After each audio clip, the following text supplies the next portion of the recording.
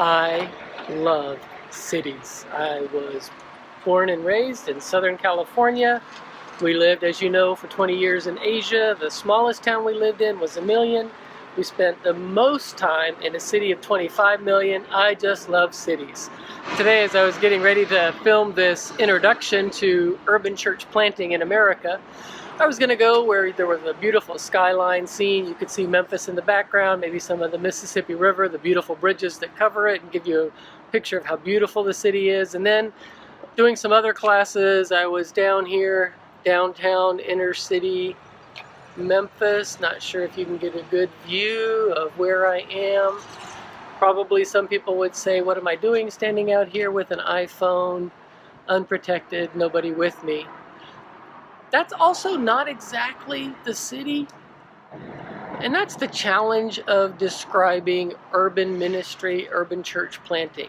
The city is art, the city is music, the city is diversity, people from all over the world, it is wealth, it is poverty, it is unemployment, it is colleges, it is everything in one place. And so today we're going to be talking a little bit about that, the nature of the city, the need of the city. How do we get the gospel to the people who live in urban areas?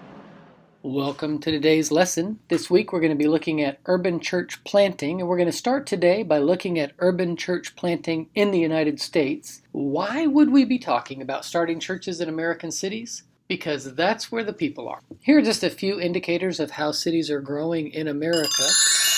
First, I just want you to take a quick glance at this. It's the 24 fastest growing cities in America. Austin, Texas, for example, would need to increase the number of Christians by 12% in a 4-year period just to have the same percentage of the population reached by the gospel. Anything less than 12% growth would mean the percentage of the population that is Christian would be shrinking. Now, as you can see, there are various levels of change. Overall for the United States is about a 2.5% increase in the number of people who live in cities, but that's just in a 4-year period from 2010 to 2013. So overall the trend is to continue to see our cities getting larger. But what does that actually mean? Well, there are different kinds of communities that are considered to be urban. Urban is actually a pretty vague term. According to the U.S. Census Bureau, definition says that an area of 2,500 or more people within a particular density would be considered urban.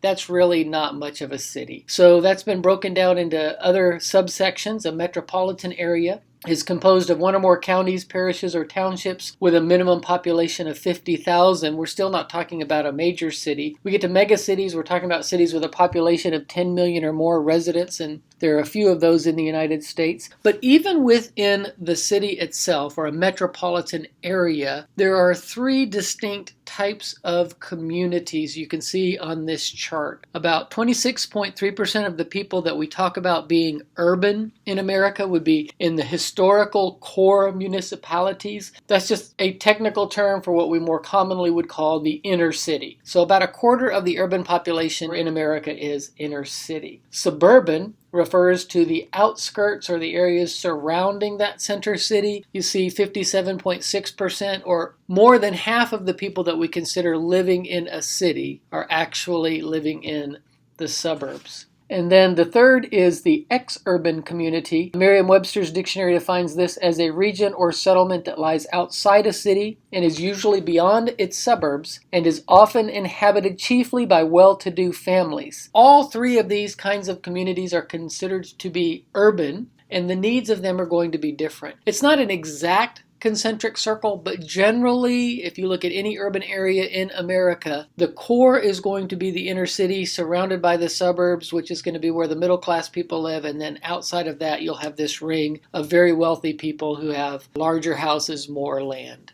As the inner city grows wider, it begins to consume some of the suburban area. As that suburban area gets consumed, it moves out, and the ex-urban area gets further and further afield. Just here locally in Memphis, that's why the campus used to be in the suburbs. The campus of the Mid-America Baptist Theological Seminary is in the city of Cordova, but now we're actually in the city of Memphis. The inner part of the city is growing out wider, and that's pushing the suburbs back, which will then push the ex-urban communities back. Urban density also varies depending on where you are living. As you can see from this chart of the 10 most dense U.S. urban areas in 2010, Los Angeles, California was the highest density. And in the Los Angeles metropolitan area, which remember that can mean a couple of counties, but where people are related to Los Angeles, there might be official lines on a map, but generally people, you say, where are you from? I'm from Los Angeles. So their population density is about 7,000 people per square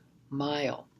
So that's pretty intense living situation. When you're looking at a city, there are some key areas that you need to consider. How do you tackle a city? The first step is going to be getting a better understanding of the major influencing factors. These are 8 aspects that should be considered as you become familiar with a new city. You're going to want to take into account political authorities, where are the government buildings, what political parties are powerful here, where are the seats of rule, where are the service centers for the government. Second, you want to look at socioeconomic factors, what class is prominent in the area, who is there already serving people who are in need, who needs to be served, what kind of schools, commercial services, buildings are available. You have transportation hubs. What's the dominant form of transportation that is used? In most American cities, the answer is still, unfortunately, the car, but some have light rail, rapid rail, subway system, buses. How do people get in and out of the city, and how much public transportation is being used? You have questions about communication strategies. How is media being used in the area? What is the most common form of communication? How do people stay in touch with those that are important to them? Fifth, where are the commercial centers? What types of goods are being bought and sold? Who are the buyers and the sellers? What kind of society, what level of society are they servicing? And what is the access that people have to these areas? Can the poor get to a grocery store, or do they live in an urban desert, a food desert?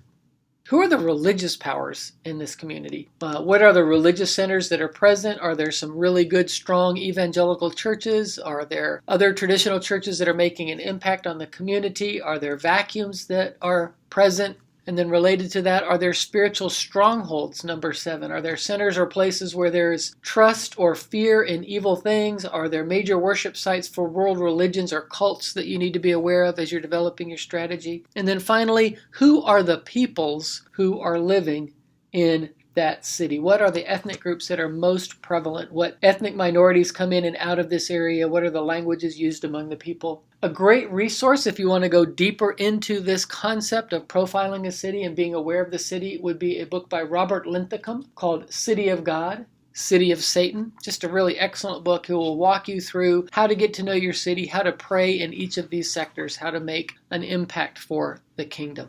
But as we are looking at this environment, we've just kind of very quickly talked about what is a city, what is an urban area. As you are thinking of moving into an area like that, what are the factors that you need to consider, the issues that you need to consider as you go to plant a church that would be unique as compared to the things we've been talking about in general in planting churches? First, there are some external issues to think through, some considerations about the community. These are based on some writings by Tim Keller. He was the senior pastor of Redeemer Presbyterian Church in New York City. He is since retired, but he is well known for having an excellent grasp on how to have effective ministry in the city. And he has 5 suggestions for church planting in an urban environment related to the community. First, he says you need to live in the community. If we don't live in the neighborhood, we're unlikely to know the community or the issues that the people are dealing with, and we will not be able to be as effective if we're just driving in and driving out and remaining distant. We need to be part of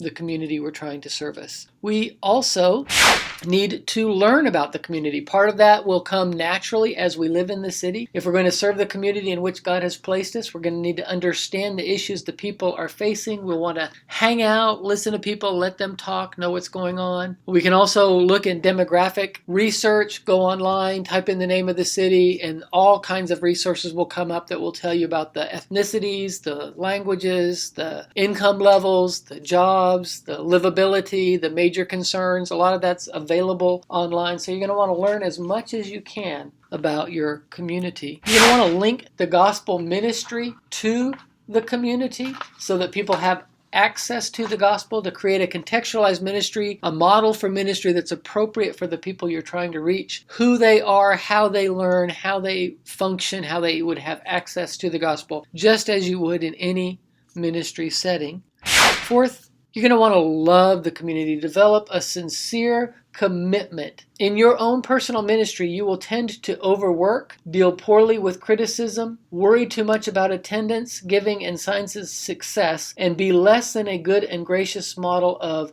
gospel-changed life if you don't love the city. If you're not there because God has called you to the city and given you a passion for the city. His final piece of advice is you need to launch the church in the community. He says there are two basic approaches. There's the top-down approach where you have a larger church, as we've talked about as we were looking at models of church, where a larger church sends in a team of committed workers and a lot of money, buys a building, and gets things going from the get-go. There's another which is more the bottom-up method of church planting, where you just go in and slowly begin to network, build relationships, share the gospel, make disciples, and eventually see that church grow. As we've talked about, there are pluses and minuses in both of these strategies. I think to have a long-term impact that will transform the city, you're going to want to consider the bottom-up method. I think that will just be much more effective long-term, but it will be much slower in getting started. So just be prepared for that as you move forward. Those are all, though, external issues. Timothy Keller talking about understanding your community. Also want us to consider the internal issues. What's going on inside the life of the church planter? And again, we've talked about the importance of understanding the church planter, but I want to revisit that with the understanding we're talking about somebody in an urban environment. Some of these considerations were identified by J.D. Greear. They're the same things, as I say, that we've been discussing about church planting in general, but they're more specifically applicable to one who is working in a city. And so these are J.D. Greear's 10 things to know about church planting in an urban context. First, acknowledge that you are a limited leader. You're not going to be everything to everyone. You're not going to be able to fill all of the roles. We've talked about that quite extensively. Second, you're going to need to process your hurt. Pastors are not exempt from having hurts in their background, daddy issues that haven't been addressed, the performance issues. All of these kinds of things are going to become a part of who you are. And God can work through that if you submit them to Him and confess your frailty and depend on your King, but be willing to process those issues. Remember that you're not planting the church. Your family, assuming that you're married and are bringing your wife and children along with you, they're also planting the church. So find ways to make sure that they're involved in what's going on. They're not just watching you do everything, but also make sure that they are not abandoned as you give all of your attention or too much of your attention to the new church plant. Keep everything in balance. Be prepared for the fact that you will experience inner and outer prejudice. Many people of your own race won't understand the theological stances. Those outside your race will assume you're rare because of their lack of exposure to true gospel-centered, biblically orthodox pastors. So both of those things are reality. Stay faithful to God's word and build your identity around the Lord. If you do this, you'll see yourself being more effective, but don't go so far that you see yourself as the Savior. Remember that you are there to represent the Savior. Go after men. Men are an apologetic within themselves, and to build a healthy, strong church, it's important that you have a lot of men. Churches tend to reach more women and put women into positions of leadership, and women should be reached for the gospel, and women should be empowered for ministry. But if you don't make it an intentional point to reach fathers, husbands, men, your church is not going to be a balanced example of the gospel that you are trying to share. Find a spiritual father. Someone who is going to mentor you, to encourage you, to speak into your life, not just about church planting, but about your family, your finances, your church, your sex life, the hurts that you're dealing with. This will be really important as you move forward in your ministry to have that solid backing of someone who is praying for you, encouraging you, and mentoring you.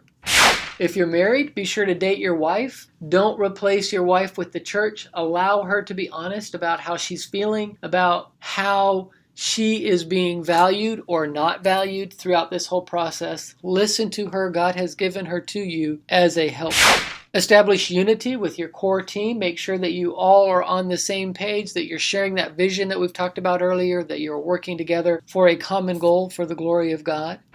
Prepare yourself for the fact that people are going to leave. Even Jesus lost a lot of his followers. John chapter 6 talks about how many turned away from him because they found the things he was saying too difficult. Don't pretend that you're not hurt, but don't let those that leave define you either. Trust that God is in this process and is going to help you grow through it. And finally, fundraise for longevity. Make sure that your salary, your health care, the other people who are serving on the staff are going to be provided for. If you plan on being bivocational for the life of your plant, then that helps you have some leeway. But if you're thinking God has called you into a full-time pastorate, think through how that's going to be supported financially. And if you're doing a bottom-up, slow burn, slow growth church model, you're going to need outside investors who share your vision and who support what you're doing. So be ready to get that in place. Third, I want us to consider, what are some of the cultural issues? What are people from the community going to be saying to us as we start putting this church together? Remember that urban does not mean inner city, but the inner city is a vital part of the urban environment. And as we seek to develop plans for starting churches, there are some unique contextual issues that we need to take into account as we move into urban inner city church planting. First, we need to recognize that the work is going to be slow. Charles Holmes Jr., a church planter in North Carolina, has observed, "It is nearly impossible to be a flourishing church in the first 5 to 7 years of ministry." This makes church planting a special challenge because most church planting strategies will give a new congregation 5 years to become established. And if most churches aren't established until 5, 6, 7, 8 years, then a lot of effort's going to go into something that's going to collapse if you're not prepared for the work to be slow. Which is why just a minute ago we were talking about the importance of fundraising for longevity. Finances are a special concern, but other challenges in inner city work are the lack of committed people and the lack of space for meetings. So begin to process how you're going to be able to deal with those speed bumps along the way. On the other hand, do not lose sight of the fact that the work is working. Churches are being planted quite effectively in inner cities. Lifeway recently conducted a survey of 290 church plants across 20 denominations and discovered that 94% were continuing to grow. Average attendance after 1 year was 37, and by year 4, that number had doubled. These are churches that are working in the inner city across America. So the news is good. The work is slow, the work is difficult, but the work is effective and it is worthwhile. Something that is unique to the urban environment is the importance of social justice. It is vital. I know it's a controversial topic, but if you want to be an effective church planter in an urban environment, this is something that you just have to be prepared to take seriously. You must be seen as living out Christ in the community. Just to return to Charles Holmes for a minute, he says, "It has been said in church planting circles that engaging in social justice in church planting is extremely hard and should not be a priority for church plants. Instead, we should engage people while making justice a back-end issue. My problem with this ideology," he says, "is that it is rooted in cultural bias and privilege. If an urban church planter does not prioritize their engagement in social justice on some level in an inner city, you can almost forget being able to engage certain people. In the evangelical world, there is no problem with churches engaging the topic of gay marriage, alcoholism, or abortion. But when it comes to the issues of poverty, the prison pipeline, and the poor education system in black communities, these issues are questioned or placed in the back seat." Close quote. I agree with this. I think the gospel is not social justice. The social justice is not gospel. There is a distinction. However, if we are serious about being God's hands and feet, we have to impact the world around us in a way that people see that Jesus is making a difference. And just like white evangelicals think it's important to show God's love by speaking out against gay marriage, speaking out against abortion, it's also important that we make sure that education opportunities are made available in the African American community, that we are dealing with the injustices in the prison pipeline. Whatever those issues are, they are not the gospel, but they must be referred to in our ministry setting. And finally, we want to consider whether we're talking about church plants or church plantations. Soong-Chan Rah, who is the author of The Next Evangelicalism and also the author of Lament, is a professor at North Park University. He has said, if you are preparing to do urban ministry and you've never had a non-white mentor, you are not an urban minister, you are a colonialist. I think he may overstate his case, but he does have a case. We need to be willing, we particularly who are white evangelicals, need to be willing to listen to other voices in the city, other voices who have more experience at ministering effectively in the inner city. God can and does call affluent white churches to take an interest in inner city ministry. He often gives a call to extend his kingdom in those places, but it needs to be done in partnership and under the leadership of the inner city pastors and churches that are already there, who know the terrain, who've been at the work for some time. To get a fuller understanding of these issues, our next session is going to include some articles and videos that will hopefully help us gain a clearer understanding of what's happening in the inner city environment, particularly in African American communities. So I hope that will be helpful to you as you listen to other voices. If you have questions as you do so, do not hesitate to contact me. Until then, God bless. See you soon. What about you? Do you love the city? Do you have a heart for urban ministry? Have you asked God if He has a place for you in planting churches domestically? If you aren't aware, we do have an entire urban church planting degree here at Mid-America. If you're interested, let me know. I'd love to talk to you further. Either way, I hope you'll be a supporter wherever God has you of bringing the gospel through church planting to urban areas in America and around the globe.